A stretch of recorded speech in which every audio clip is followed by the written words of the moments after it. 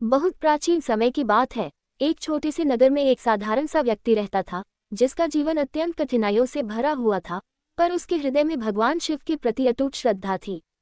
वह प्रतिदिन भोर में उठकर स्नान करता, एक टूटी फूटी शिवलिंग पर जल अर्पित करता और मन ही मन ओम नमः शिवाय का जाप करता था। उस दिन पौष मास कृष्ण पक्ष की त्रयोदशी अर्थात बुध प्रदोष व्रत का पावन दिन था।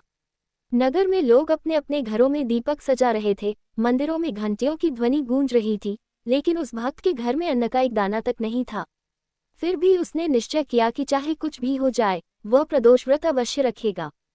पूरे दिन उसने मौन रहकर भगवान शिव का ध्यान किया और मन ही मन प्रार्थना करता रहा कि हे महादेव, मेरी परीक्षा मत लो।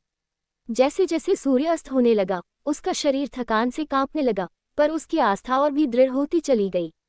उसे यह ज्ञात नहीं था कि आज का प्रदोष व्रत उसके जीवन की दिशा बदलने वाला है और भगवान शिव स्वयं उसकी भक्ति की परीक्षा लेने वाले हैं।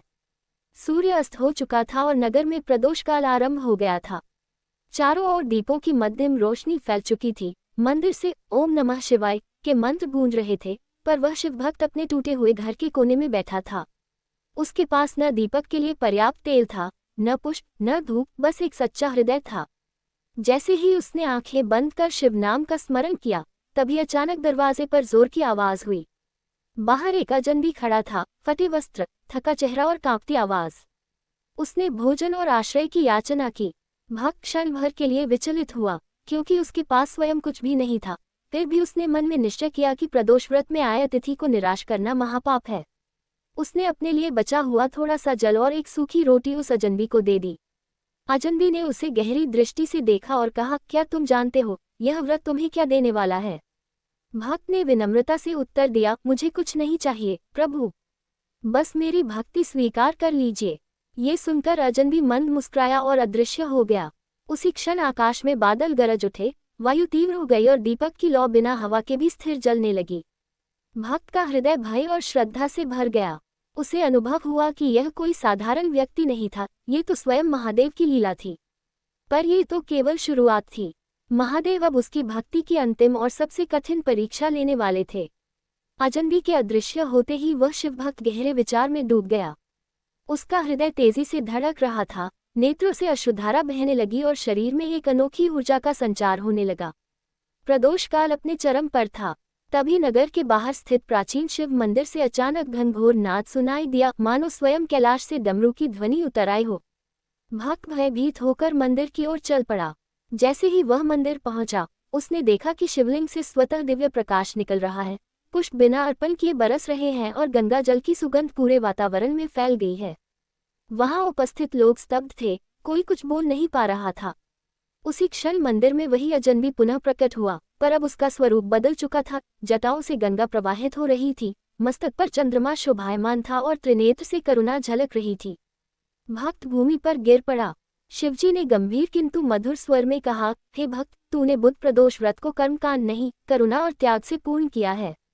अतिथि में ईश्वर को देखकर तूने मुझे प्रसन्न कर लिया।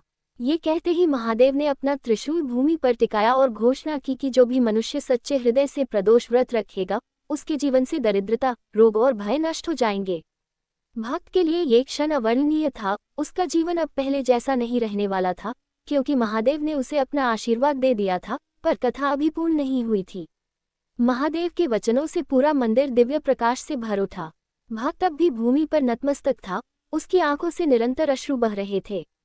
शिवजी ने करुणा से उसका मस्तक स्पर्श किया और कहा, हे भक्त, तूने बुध प्रदोष व्रत को केवल उपवास से नहीं, बल्कि त्याग, दया और सत्य से पूर्ण किया है। आज से तेरा जीवन मेरी शरण में है। उसी क्षण आकाश से पुष्प वर्षा होने लगी, मंदिर के घंटे स्वयं बजने लगे और डमरू की गूंज पूरे नगर में फैल गई। भक्त के शरीर से रोग समाप्त हो गए, उसका दुर्भाग्य नष्ट हो गया और उसके हृदय में अद्भुत शांति का वास हो गया। अगली सुबह नगरवासियों ने देखा कि वही निर्धन भक्त अब तेजस्वी और शांत स्वरूप में था। उसके घर में अन्न, वस्त्र और सम्मान अपने आप आने लगे, पर उसने कभी अहंकार नहीं किया। वह प्रत्येक प्रदोष तिथि पर दूसरों को भोजन कराता और शिव कथा सुनाता। महादेव ने उसे वरदान दिया कि जो भी मनुष्य बुध प्रदोष व्रत श्रद्धा से करेगा, उसके कार्यों में बुद्धि, व्यापार में उन्नति और जीवन में संतुलन प्राप्त होगा।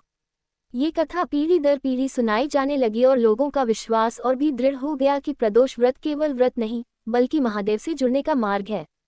कथा के अंत में भक्त ने आंखें बंद कर बस इतना कहा, ओम नमः शिवाय। हे महादेव, मेरी हर सांस आपकी है। सच्ची भक्ति में नियम नहीं, नियत देखी जाती है। जहाँ विश्वास है वहाँ स्वयं महादेव प्रकट होते हैं।